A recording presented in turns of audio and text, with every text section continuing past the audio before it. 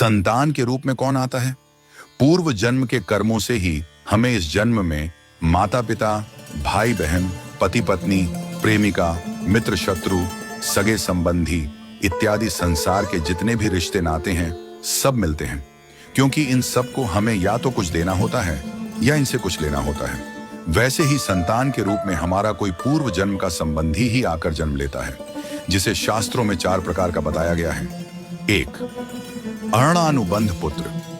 पूर्व जन्म का कोई ऐसा जीव जिससे आपने ऋण लिया हो या उसका किसी भी प्रकार से धन नष्ट किया हो, वह आपके घर में संतान बनकर जन्म लेगा। वह अपना धन बीमारी में या व्यर्थ के कार्यों में तब तक नष्ट करेगा जब तक उसका पूरा हिसाब न हो जाए। 2. शत्रुपुत्र।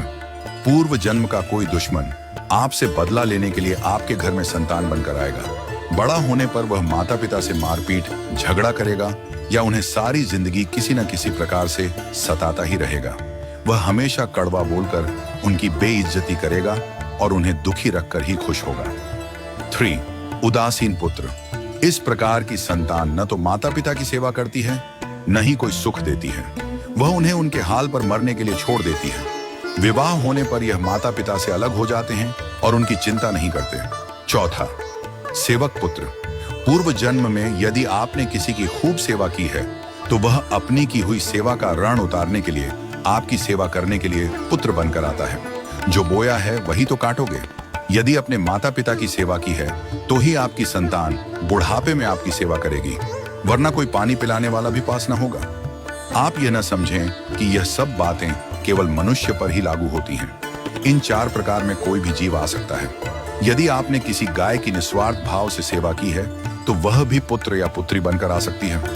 यदि आपने गाय को स्वार्थवश पालकर उसके दूध देना बंद करने के पश्चात उसे घर से निकाल दिया हो तो वह ऋणानुबंध पुत्र या पुत्री बनकर जन्म लेगी। यदि आपने किसी निर्दोष जीव को सताया है तो वह आपके जीवन में शत्रु बनकर आएगा।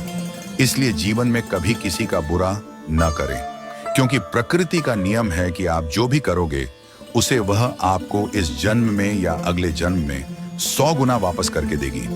यदि आपने किसी को 1 रुपया दिया है तो समझो आपके खाते में 100 रुपया जमा हो गए हैं। यदि आपने किसी का 1 रुपया छीना है तो समझो आपकी जमा राशि से 100 रुपये निकल गए। जरा सोचिए, आप कौन सा धन साथ लेकर आए थे और कितना साथ लेकर जाओगे?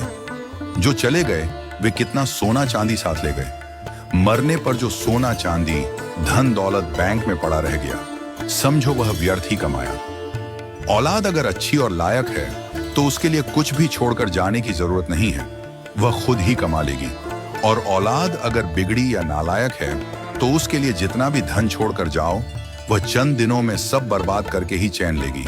मैं, मेरा, तेरा और सारा धन यहीं का यहीं धरा रह जाएगा, कुछ भी साथ नहीं जाएगा।